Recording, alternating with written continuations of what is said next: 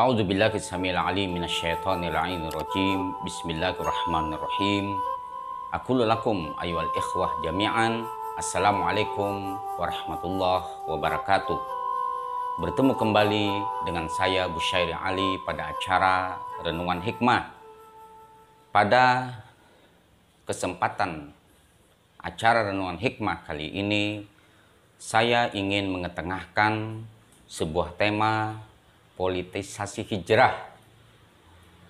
Hijrah seringkali disalahpahami.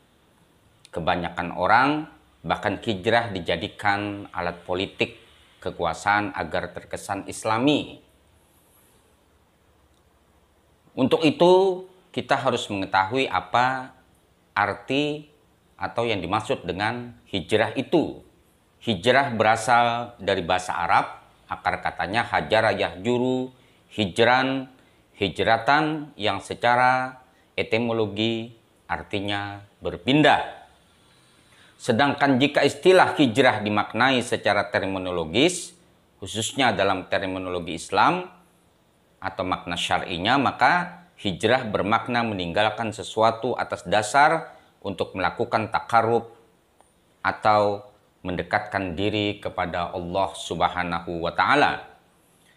Kita mengenal dalam sejarah hijrah Rasulullah Sallallahu Alaihi Wasallam dari Makkah ke Madinah, di mana hijrah tersebut bukan sekedar berpindah tempat, tapi lebih erat kaitannya untuk meneguhkan langkah dakwah Islam, di mana Mekah sudah tidak kondusif lagi dalam dakwah, banyaknya gangguan kepada Rasulullah Sallallahu Alaihi Wasallam dan pengikut beliau, sehingga untuk berjalannya misi ilahi ini beliau berhijrah atau melakukan perintah Allah Subhanahu wa Ta'ala untuk berhijrah, dan Rasulullah Sallallahu Alaihi Wasallam dihadiahi oleh Allah Subhanahu wa Ta'ala kaum Ansor yang siap mendukung dakwah Rasulullah Sallallahu Alaihi Wasallam. Maka terciptalah masyarakat Ansor dan Muhajirin serta masyarakat-masyarakat yang berbeda agama pada waktu itu.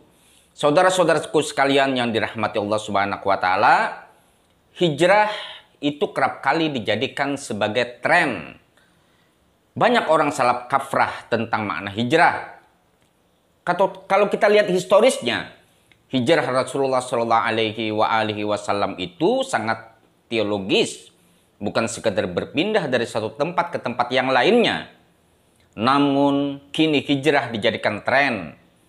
Misalnya seorang artis yang tadinya tidak pakai hijab kemudian berhijab, padahal ini namanya ganti kostum atau penampilan, dan tidak ada yang istimewa dari perilaku ini, bahkan jauh dari substansi makna hijrah tersebut. Sebagaimana secara terminologi makna hijrah tersebut adalah membawa diri kita atau memperbaiki diri kita yang tadinya tidak baik dalam rangka untuk bertakarub kepada Allah Subhanahu wa Ta'ala.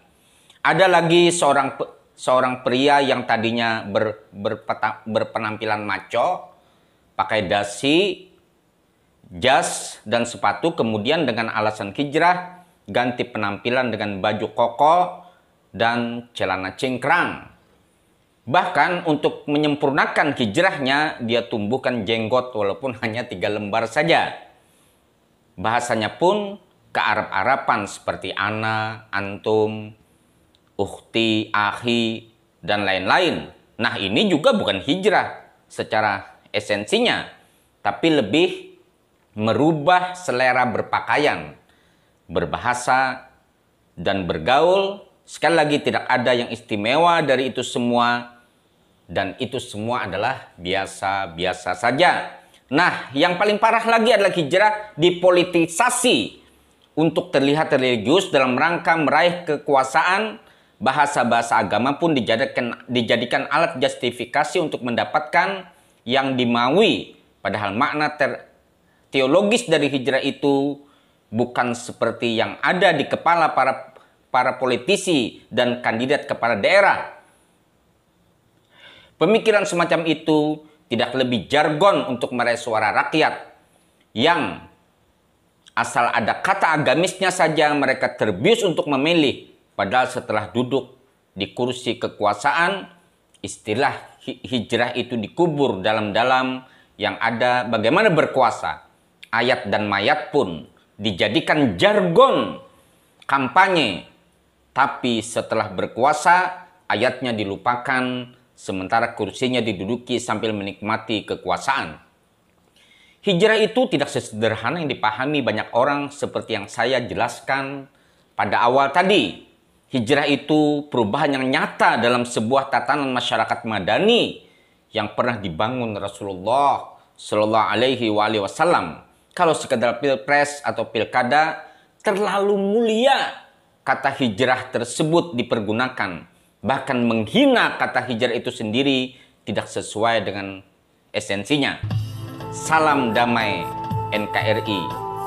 Bagi yang kalah dalam pilkada silakan bersyukur, mungkin Anda diselamatkan Allah Subhanahu wa taala dari mara bahaya, atau mungkin garis tangan Anda belum tercatat sebagai gubernur atau presiden. Mudah-mudahan apa yang saya sampaikan bermanfaat bagi Anda semuanya. Sampai berjumpa pada renungan hikmah yang akan datang. Al-afu minkum. Assalamualaikum warahmatullahi wabarakatuh.